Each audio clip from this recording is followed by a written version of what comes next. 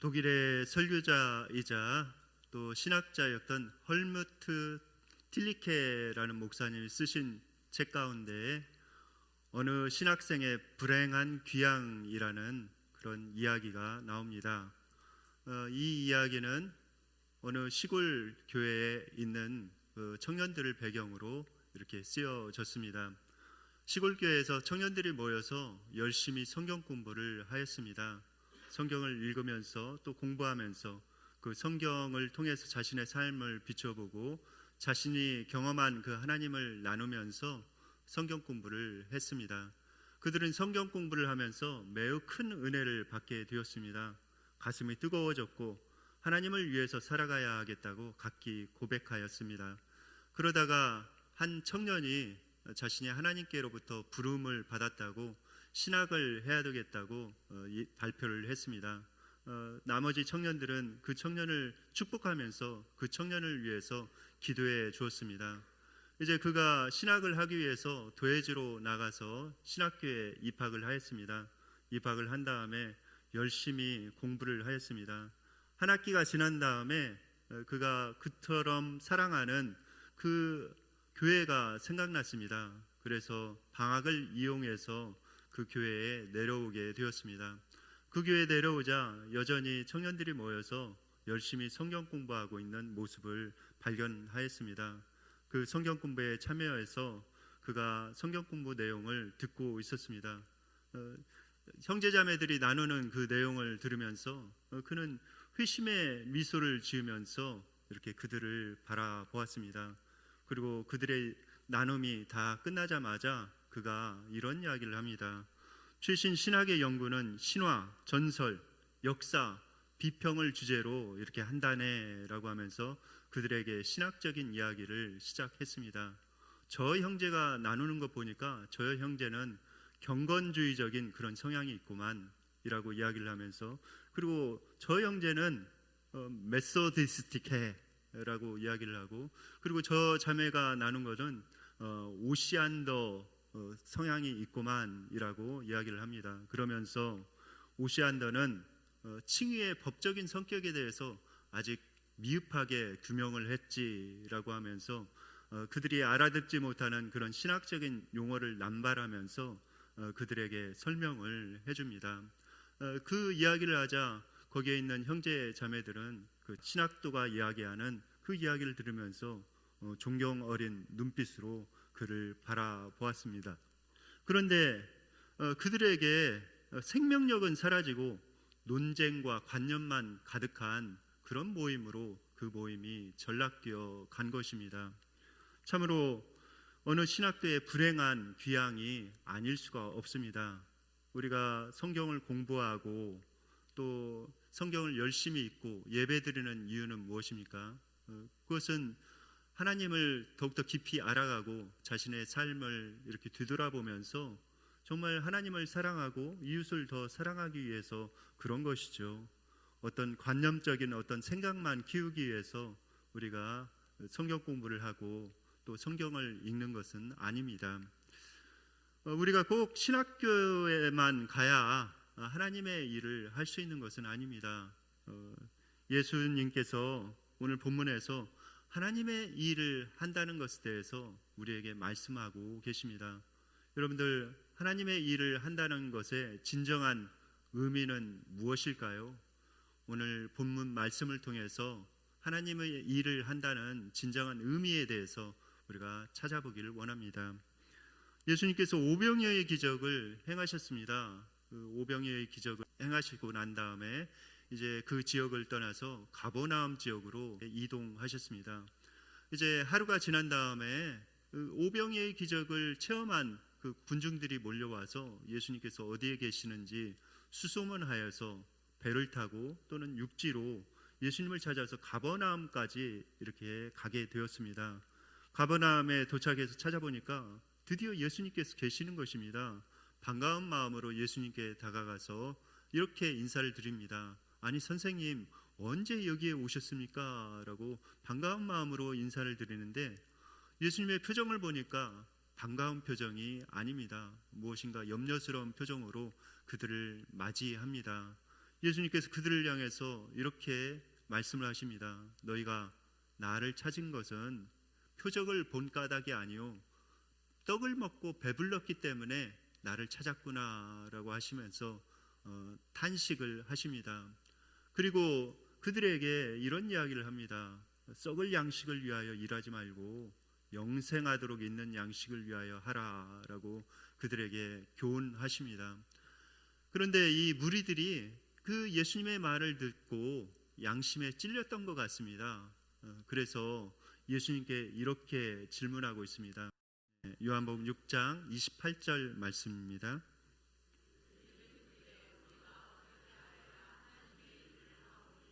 네, 그들이 우리가 어떻게 하여야 하나님의 일을 하오리까? 라고 이렇게 묻고 있습니다.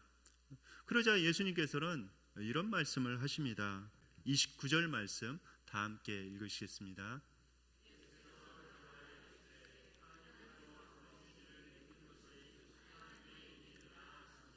네, 예수님께 질문한 그 무리들의 기대는 무엇이었습니까?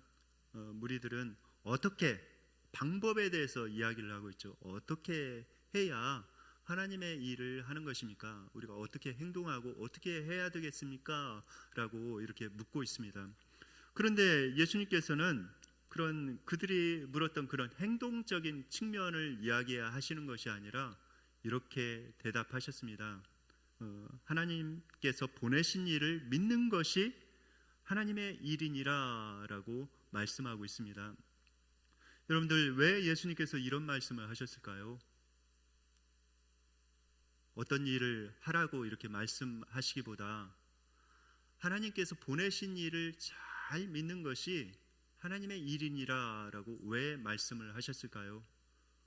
여러분들 하나님의 일을 하려면은 먼저 하나님을 잘 알아야 한다고 주님께서 말씀하고 계십니다. 여러분들 하나님이 없다고 생각하면은 어떻습니까? 사람들이 못할 일이 없습니다. 도스토옙스키가 이런 이야기를 했죠. 하나님이 없는 곳에서는 모든 것이 허용된다라고 그는 말했습니다. 이 말의 뜻은 무엇인가? 사람들이 하나님이 없다고 생각하면은 못할 일이 없다는 것입니다. 어떤 일이라도 그냥 다 한다는 것입니다. 특별히 자신의 그런 명예와 안위와 쾌락을 위해서 사람들이 하나님이 없다고 생각하면 못할 일이 없다는 것입니다. 그렇죠. 여러분들 때때로 뉴스를 보면서 끔찍한 소식들을 접하게 됩니다. 사람의 탈을 쓰고 어떻게 저 사람이 저렇게 행동할 수가 있을까? 어떻게 저렇게 끔찍한 일들을 벌일 수가 있을까라고 우리는 생각합니다. 그런데 여러분들 하나님이 없다고 생각하면은 그것보다도 더한 일도 사람들이 합니다. 사람들이 그 행동을 절제하고 이렇게 삼가는 이유는 무엇입니까? 그것은 하나님이 있다고 생각하기 때문에 그런 것이죠. 내가 이런 일을 하다가 천벌을 받지라고 사람들이 생각을 합니다. 그래서 하나님 앞에 나중에 서게 되고 심판을 받는다고 이렇게 생각하니까 자신의 삶에 대해서 이렇게 되돌아보면서 악한 일을 안 하려고 이렇게 절제를 하는 것이죠. 그런데 하나님 없다고 생각하면은 그런 것을 하지 않는다는 것입니다. 사람들이 정말 자신의 그 부귀 영화를 위해서, 자신의 쾌락과 안위를 위해서 정말 안 좋은 것들도 다 한다는 것이죠. 그러므로 우리가 하나님의 일을 하기 위해서는 첫 번째 하나님을 잘 믿어야 합니다. 예수님께서 어떤 분인지 잘 아는 것이 하나님의 일입니다. 여러분들 예수님이 어떠한 분이십니까? 성경에는 예수님께서 어떠한 분이신지 분명하게 우리에게 말씀하고 있습니다. 요한복음을 읽어보면은 예수님께서 자신이 누구이다라고 이렇게 밝히십니다. 자신이 누구이다라고 7번 이렇게 밝히시는데 그 내용을 오늘 살펴보기를 원합니다. 첫 번째 예수님께서는 생명의 떡이라고 자신을 선언하셨습니다. 요한복음 6장 35절 말씀 다 함께 읽으시겠습니다.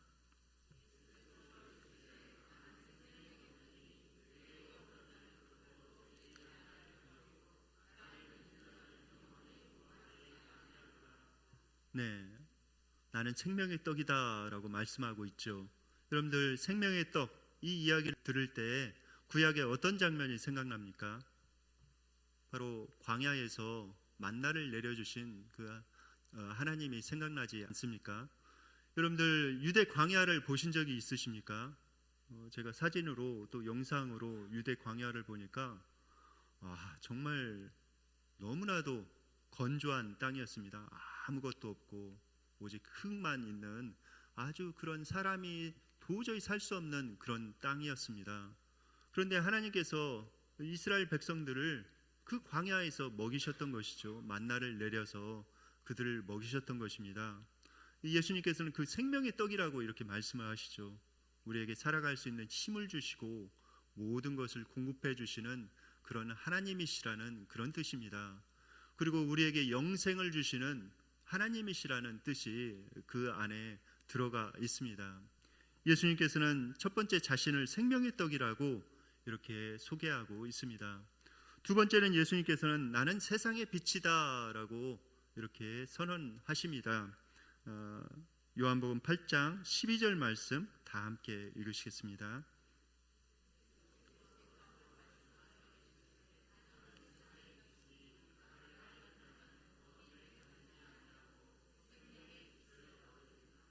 네, 예수님께서는 세상의 빛이 되십니다.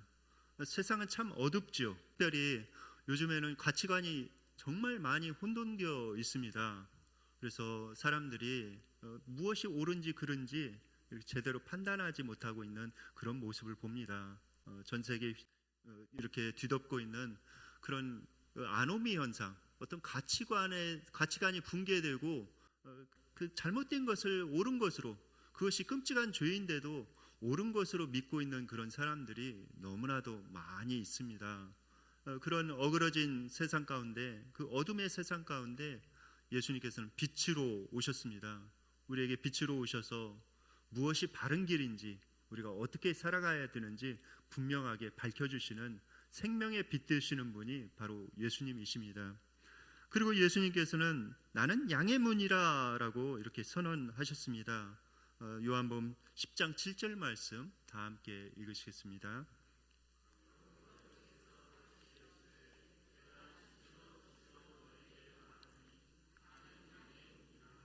네, 나는 양의 문이라 라고 말씀하고 있죠. 이 문이라는 그것은 예수님을 통해서만, 그 문을 통해서 지나가야만 구원을 받는다라는 그런 의미가 있습니다. 우리나라 말로는 이렇게 표현되어 있지 않는데 헬라어 원문에 보면은 양의 문이라는 그 문이라는 그 단어 앞에 정관사가 붙어 있습니다. 호라는 정관사가 붙어 있고, 이 문이라는 그 헬라어 단어가 뒤르인데 호디르라는 그런 단어를 쓰고 있습니다. 그래서 바로 그 문이다, 내가 바로 그 문이다라고 말씀하시면서 유일성에 대해서 강조를 하고 계십니다. 주님께서 이 말씀을 하시고 그 다음 구절에 이렇게 말씀하고 계십니다. 8절 9절 말씀 다 함께 읽으시겠습니다.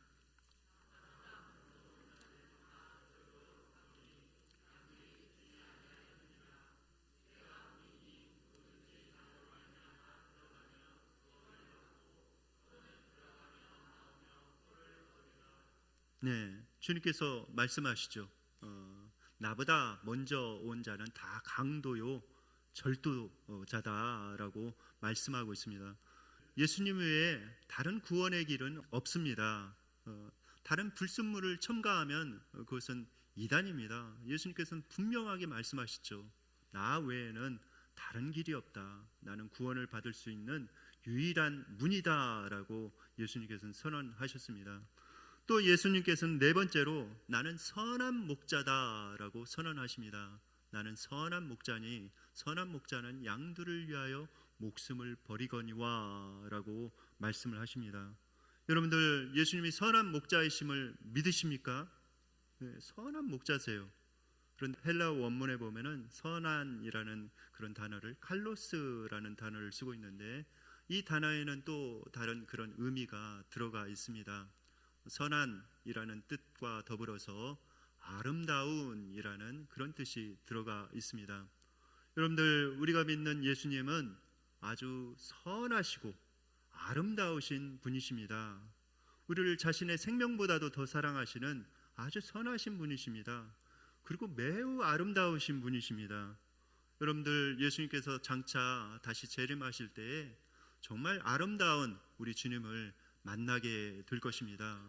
우리는 예수님 생각하면은 맨날 십자가, 그 고난의 주님만을 이렇게 생각하죠. 그런데 여러분들, 이제 고난의 주님은 다 끝났습니다. 이미 십자가는 다 지셨고 그거는 과거의 일이죠. 지금은 예수님께서 영광 가운데 계십니다. 빛난 옷을 입고 아름다운 옷을 입고 이 땅에 오십니다. 여러분들, 이 예수님을 맞이할 준비를 잘 해야 합니다. 예수님의 거룩한 그런 신부가 되어서 예수님께서 오실 때 기쁨으로 맞이할 수 있는 우리가 되어야 합니다. 지혜로운 다섯 처녀처럼 등과 함께 기름을 충분히 준비하여서 아름다우신 그 주님께서 오실 때 기쁨으로 맞이할 수 있는 우리 모두가 되기를 예수님의 이름으로 축원드립니다. 우리 주님께서는 또 어떤 분이신가? 예수님께서 나는 부활이요 생명이다 라고 선언하고 계십니다. 나는 부활이요 생명이니 나를 믿는 자는 죽어도 살겠고 라고 주님께서 선언하셨습니다. 여러분들, 이 얼마나 복된 소식입니까? 정말 너무나도 감사한 것이죠. 우리 주님을 믿을 때에 그 부활이요 생명 되신 그 주님을 체험할 수 있다고 말씀하고 있습니다. 우리는 죽어도 소망이 있는 사람들이죠. 얼마나 감사합니까? 죽음은 거기에서 끝이 아닙니다. 우리가 죽음 하면은 참 두려운 거, 또 고통스러운 거, 이렇게 생각을 하죠. 그러나 여러분들, 믿음의 눈으로 보면은 그 죽음은 삶의 완성이요, 새로운 삶의 시작입니다. 이제 영원한 하나님의 나라에서 이렇게 새롭게 살아가는 그런 은혜의 시간이죠. 우리 주님께서 우리에게 그 놀라운 부활의 생명을 우리에게 선사해 주셨습니다. 또 주님께서는 내가 길이요 진리요 생명이다 라고 선언하고 계십니다. 요한복음 14장 6절 말씀 다 함께 읽으시겠습니다.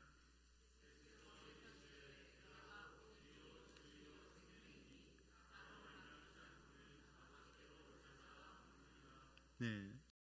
그런데 여기에도 보면은 이 길, 진리, 생명 이렇게 나오는데 거기에도 역시 호라는 그 정관사가 다 붙어 있습니다. 유일성에 대해서 강조하고 있죠. 내가 바로 유일한 길이요, 유일한 바로 진리요, 유일한 생명이다 라고 하시면서 나로 말미암지 않고는 아버지께로 올 자가 없다라고 말씀하고 있습니다. 예수님만이 유일한 길과 진리와 생명이 되신다고 분명하게 선언하고 계십니다.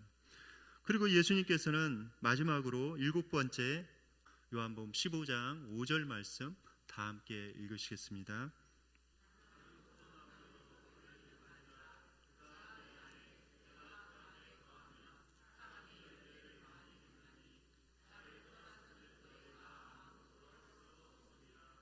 네, 이 말씀은 예수님과 우리와의 관계에 대해서 설명하고 있습니다.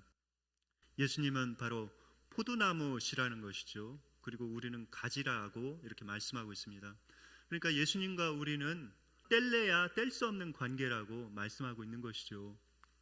여러분들, 포도나무에서 그 가지가 잘려지면은 어떻게 됩니까? 분리되면은 그것은 말라 비틀어져서 죽지요. 그런 것처럼 우리가 예수님 안에 붙어 있어야 하지, 이렇게 떼어져 있으면은 결국 말라 비틀어져서 죽을 수밖에 없다라고 말씀을 하십니다. 이 말씀은 무엇을 강조하고 있는가? 그것은 예수님과의 깊은 연합에 대해서 강조하고 있습니다. 그런데 여러분들, 예수님 안에 있다고 하는 것은 무엇을 의미합니까? 그것은 예수님과의 첫 번째 깊은 영적인 교제를 의미합니다. 예수님과의 깊은 영적인 교제가 있어야 돼요. 그러니까 우리가 살아가면서 이렇게 예수님과 끊임없이 대화를 하면서 이렇게 살아가야 우리가 생명력을 얻고 풍성한 삶을 누릴 수 있다고 성경에서 말씀하고 있는 것이죠. 여러분들, 우리가 하나님의 일을 하기 위해서는 이런 하나님과의 관계 회복이 선행되어져야 합니다. 하나님과의 관계 회복이 선행되어져야 진정한 하나님의 일을 할 수가 있는 것이죠. 우리가 하나님 앞에 나아가서 여러분들 정말 하나님과 깊은 교제 가운데 있습니까? 여러분의 그 마음을 하나님 앞에 다 이렇게 열어놓으면서 하나님, 이러한 근심들이 있고 이러한 염려들이 있습니다. 제 마음속에 또 혼돈된 그런 마음이 있습니다 라고 하면서 여러분들의 마음을 활짝 열어 보이며 하나님 앞에 진심 어린 마음으로 나아가고 있습니까? 그럴 때에 하나님과의 올바른 관계가 회복이 됩니다. 그럴 때 우리의 삶의 관계가 회복이 되고 또 다른 사람과의 관계가 이렇게 회복이 되어지는 것이죠. 그래야 진정으로 하나님의 일을 우리가 할 수가 있습니다. 하나님의 뜻이 무엇인지 그것을 통해서 우리가 분별을 하고 또 온전히 예수님을 우리의 삶의 주님으로 모시고 그 주님의 뜻을 이루어갈 수가 있는 것이죠. 여러분들은 하나님과 이렇게 깊이 교제하면서 여러분들의 그런 고집, 아집을 내려놓고 여러분들의 삶 가운데 주님의 뜻이 이루어질 수 있도록 그렇게 기도하고 계십니까? 그렇게 기도하고 계시다면은 여러분들은 하나님과 좋은 관계 가운데 있는 것입니다. 하나님께서 여러분들을 통해서 하나님의 역사를 이루실 것입니다. 여러분, 예수님을 향한 올바른 믿음, 이런 믿음을 가질 때에 하나님께서는 그 사람을 통해서 역사하십니다. 하나님의 일을 하는 것이죠. 하나님께서 보내신 자를 믿는 것이 하나님의 일이니라 이렇게 말씀하고 있는데, 우리가 믿음, 이것을 생각할 때에 우리는 정적인 것을 생각하기가 쉽습니다. 그냥 관념적으로 믿는 것 아니냐라고 이렇게 생각을 하죠. 그러나 이 믿음이 대단한 운동력이 있습니다. 대단한 그런 운동력과 힘이 있는 것이 이 믿음이죠. 다 함께 마가복음 11장 23절 말씀 다 함께 읽으시겠습니다.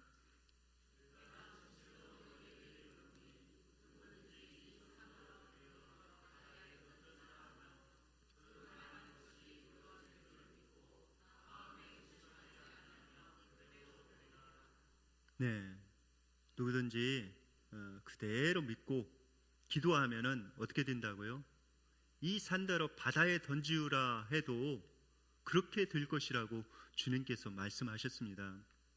여러분들, 믿음은 대단한 그런 운동력이 있습니다. 대단한 일들을 해나가죠. 우리가 그것을 진짜 믿고 나아간다면은 하나님께서 그것을 이루신다고 분명히 말씀하고 있습니다. 히브리서 11장 1절을 보면은 믿음은 바라는 것들의 실상이요 보지 못하는 것들의 증거니라고 말씀하시죠. 그러시면서 히브리서 11장 6절에는 믿음이 없이는 하나님을 기쁘시게 하지 못하나니 하나님께 나아가는 자는 반드시 그가 계신 것과 또한 그가 자기를 찾는 자들에게 상 주시는 이심을 믿어야 할지니라 라고 우리에게 말씀하고 있습니다. 여러분들은 정말 하나님을 굳게 믿음으로 하나님을 찾는 자들에게 하나님께서 상 주신다는 사실을 믿으십니까? 그렇다면은 믿음으로 하나님 앞에 간구하시기 바랍니다. 우리가 믿음으로 간구할 때 대단한 역사가 일어납니다. 정말 어그러진 관계가 회복이 되고 도저히 해결될 것 같지 않은 그런 인생의 문제들이 해결함을 받고 또 도저히 하나님 앞에 나오지 못할 것 같은 그 사람이 하나님 앞에 나옵니다. 이것이 믿음의 놀라운 역사이지요. 마가복음 9장 29절에서 우리 주님께서 이렇게 말씀하셨습니다. 다 함께 한 목소리로 읽으시겠습니다.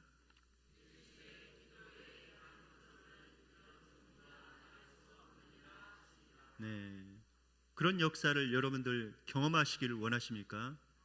그렇다면은 여러분들 하나님 앞에 믿음으로 간절히 간구하시기 바랍니다. 기도에 이런 유가, 이런 능력이 나갈 수 없다고 주님께서 말씀하셨습니다. 여러분들 하나님을 믿고 그 믿음의 표현으로 하나님께 간절히 기도할 때 하나님의 놀라운 역사가 여러분들의 삶을 통해서 일어납니다. 또 여러분들이 기도할 때 하나님께서 여러분들에게 음성을 들려주시죠. 어떻게 하라고 또 마음의 감동을 주십니다. 그럴 때 그것을 순종해야만 하나님의 능력을 또 체험할 수 있습니다. 야고보서 2장 26절에 보면은 이런 말씀이 나옵니다. 영혼 없는 몸이 죽은 것 같이 행함이 없는 믿음은 죽은 것이니라 라고 말씀하고 있습니다. 그 말씀은 무슨 뜻인가?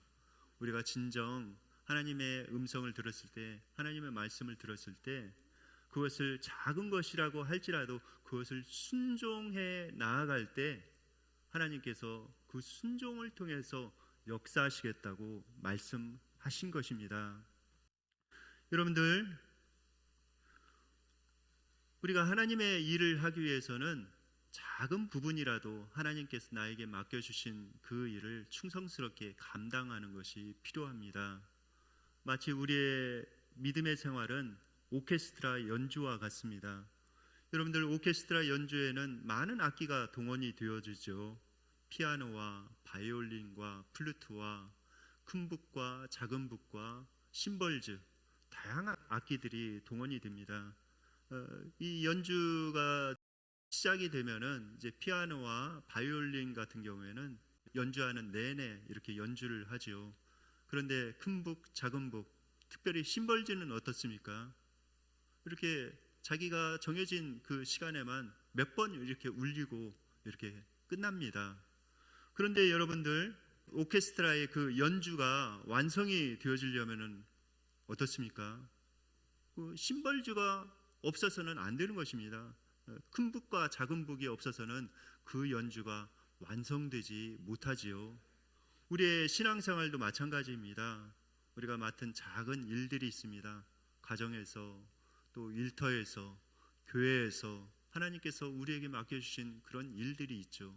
그것이 작은 것이라고 할지라도 내가 하나님을 사랑하는 마음으로, 믿음으로 그것을 잘 감당해 나갈 때 하나님께서는 그것을 통해서 하나님의 일을 하십니다. 여러분들, 하나님의 일을 잘 감당하기를 원하십니까?